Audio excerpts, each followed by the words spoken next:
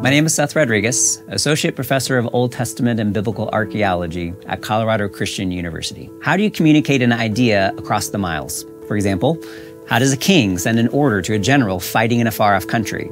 How does a priest record a religious myth for future generations? How does a landowner prove that he is the true owner of a certain piece of property?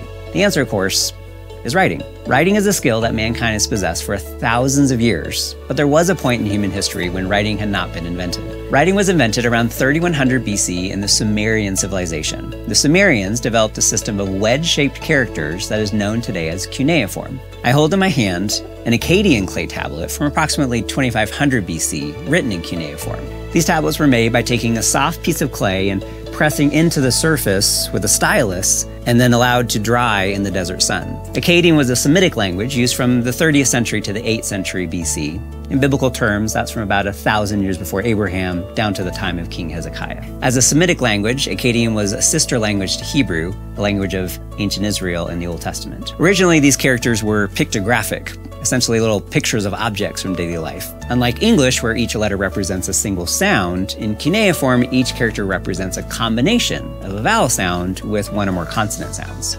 So in cuneiform, ba, be, bi, bo, boo would each have their own symbol. Once you start calculating the numerous combinations of vowel sounds and consonant sounds that are possible, you start to appreciate how difficult it was for a young scribe to learn this system. The English alphabet only contains 26 letters. At one point, the cuneiform system of writing contained about 1,500 symbols. Over the centuries, that number was whittled down to only 400 characters. That's where writing had its humble beginning. This tablet I hold in my hand is one of literally thousands of cuneiform documents that have been uncovered by archaeologists over the last 2 centuries. These documents include royal edicts, laws, records of legal cases, letters from one king to another, epic legends such as the story of Gilgamesh, and even some creation myths such as the Enuma Elish. Several of these texts provide us with a cultural background of the oldest stories in the Bible. But what I would like to point out is how the text I'm holding and the thousands of tablets like it scattered in museums and universities across the globe are a physical connection to the invention of the written word.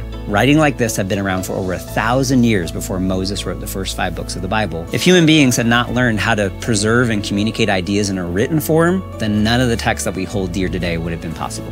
So as you enjoy the great books in this exhibit, remember that we owe a debt of gratitude to the ancient Sumerians and later the Akkadians, who developed the first system for preserving the sounds of words onto a tablet.